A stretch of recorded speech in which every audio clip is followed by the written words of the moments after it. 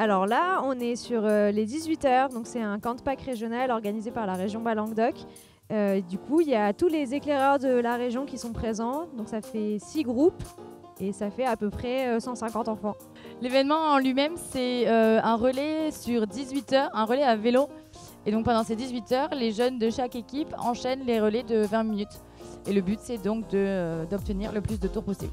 On sait que là, aujourd'hui, il y a des bénévoles qui étaient déjà aux 18 heures à vélo en 1980. Donc ça existe depuis avant 1980 et ça est tous les 4 ans. Du coup, ça doit être au moins la 15e édition.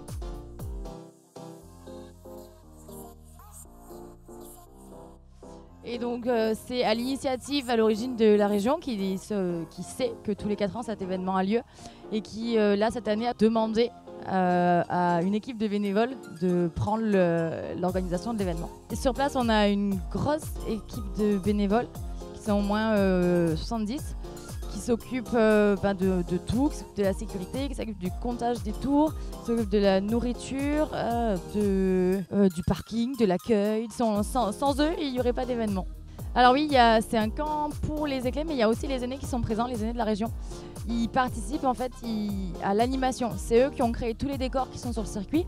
C'est eux qui ont animé toutes les épreuves spéciales et toute la nuit. C'était donc le thème de Mario Kart et ils ont créé des super déguisements et des super décors.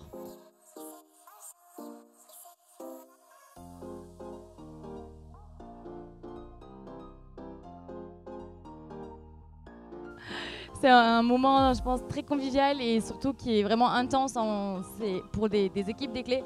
Et c'est surtout qu'il y a une super dynamique sportive et ça reste fair play, mais en même temps, ils y vont à fond.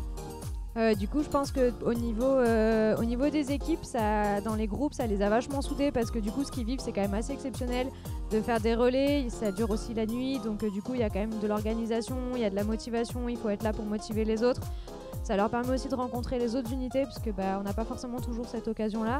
Et après, en dehors des jeunes, pour tous les bénévoles, pour les aînés, pour les responsables, c'est vraiment des belles expériences. Ça permet de rencontrer des gens vraiment sympas et de vivre d'autres aventures que celles auxquelles on est habitué.